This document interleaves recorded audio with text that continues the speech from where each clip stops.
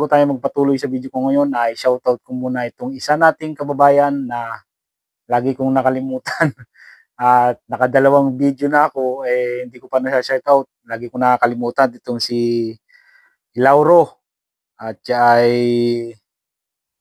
ako yung third batch, sabi niya. Waiting ng approval, sana di na ma-resend.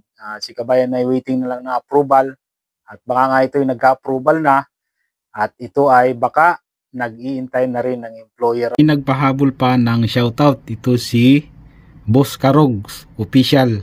Ito si kabayan ay EPS aspirant at kasalukuyang nag-aaral ng Korean language at waiting ng registration para sa EPS topic exam ngayong taon. At ang tanong, ano bang klaseng trabaho sa manufacturing ang mabilis makaalis? At ito yung ibang tanong ng mga naghihintay ng employer, yung mga nagka-approval na. At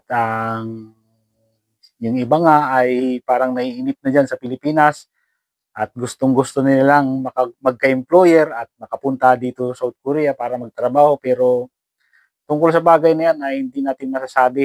Kahit magmadali kayo at kahit hindi kayo magmadali, ay walang makapagsasabi kung kailan kayo magkaka-employer. Kahit kayo may approval na. Dahil random ang selection dito sa South Korea. Pag pumipili ang mga employer, pupunta ng labor para pumili ng EPS worker na kailangan nila na para magtrabaho sa company nila. At sa bagay na yan ay hindi natin masasabi kung sino.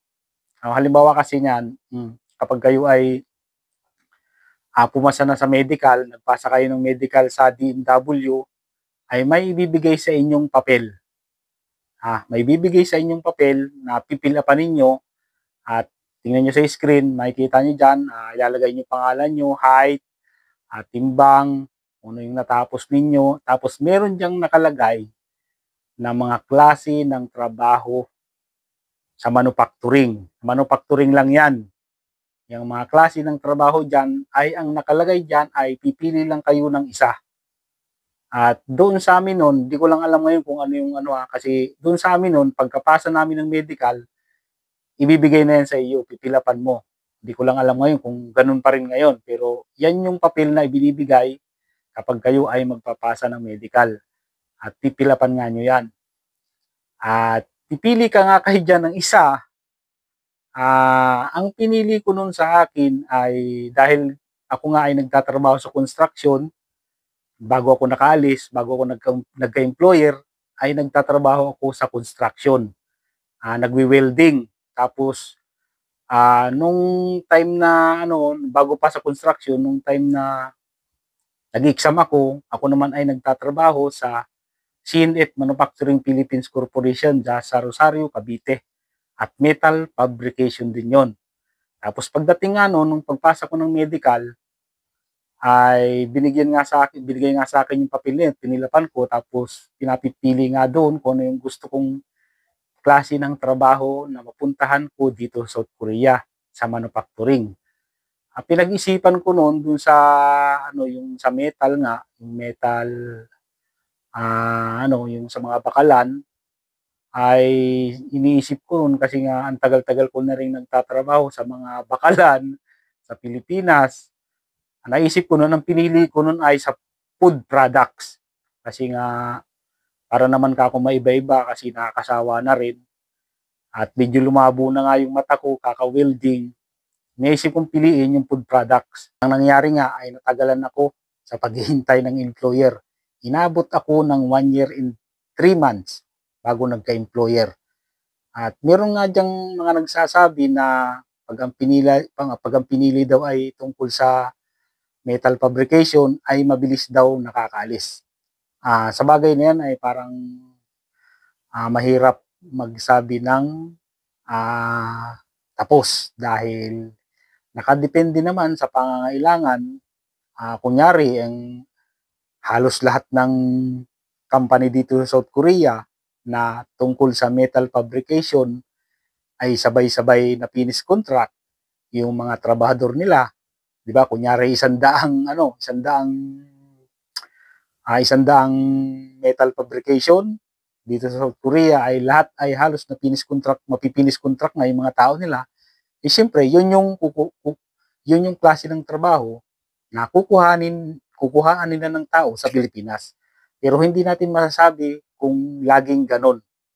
Pero sa tingin ko naman, eh parang ganon na nga, parang mas mabilis mapili yung mga gustong magtrabaho sa metal fabrication. Dahil unang-una ay mahirap ang trabaho dyan. Kalimitan dyan ay buhatan sa mga bakalan. Kaya ang mangyayari dyan, kunyari yung isang EPS worker ay nakarating na dito sa South Korea at napunta nga sa metal fabrication, eh siyempre, pag hindi niya kinaya, aayaw siya. At kukuha ulit yung amo niya sa Pilipinas. Maaring ganon. Pwedeng ganon. Pwedeng ganon na mangyari. Kaya nasasabi ng iba na mabilis makalis pag ang pinili ay yung sa metal fabrication. Ito yung wag ninyong kakalimutan. Hindi porket ang pinili ninyo ay food products katulad ng sa akin o kaya ay metal fabrication, ang pinili ninyo sa form na pipilapan na yan, ay yun na yung magiging trabaho nyo dito sa South Korea. Hindi ganon. Merong nangyayari na natatao na ganon. Pero ang nangyari sa akin, ang pinili ko ay food products, napunta ako sa trabaho sa production of measuring accessories. Yan nga yung doon sa mga nakarang video ko, makikita ninyo mga laser leveling tools, yung mga kinakalibrate ko, at minsan naman ay nandiyan kami sa kabilang company ng amo ko kasi dalawa ang company ng amo ko. Nandiyan kami sa kabila at minsan ay nag-check nga kami ng mga tripod na mga bago na dinideliver sa kanya at binebenta niya. Ang produkto ng amo ko, ang negosyo niya ay buy and sell. Kalimitan ay hindi nasusunod kung ano yung pinili ninyo dyan sa form na yan, hindi kalimitan yan nasusunod. Merong natatimingan lang.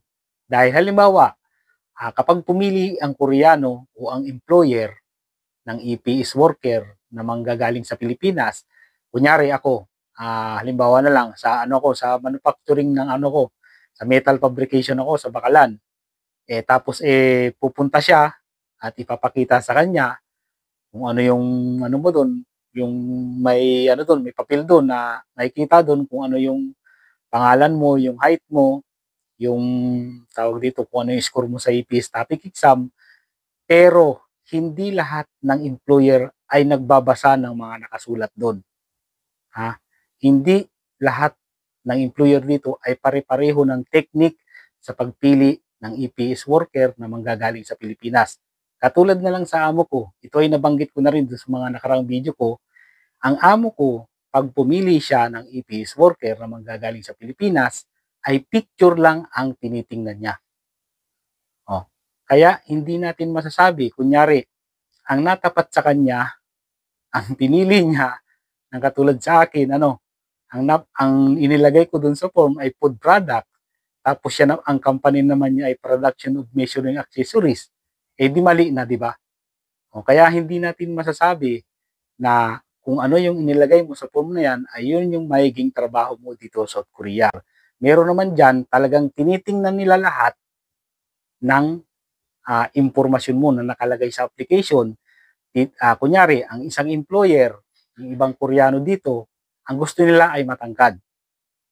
Kasi nga, yung mga machine sa kanila ay matataas. Kaya kailangan talaga nila ay matangkad.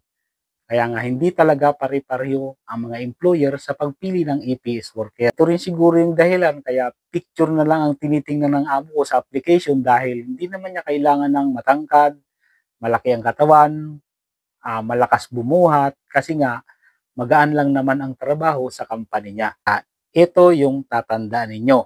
Lalong-lalo na doon sa mga naghihintay na lang ng employer, kahit kayo ay matangkad, pandak, payat, mataba, pangit, maganda, mataas ang score sa exam o mababa ang score sa exam, 38 years old, 36 years old o kaya 21 years old, ay walang makapagsasabi kung sino sa inyo ang unang magkaka-employer.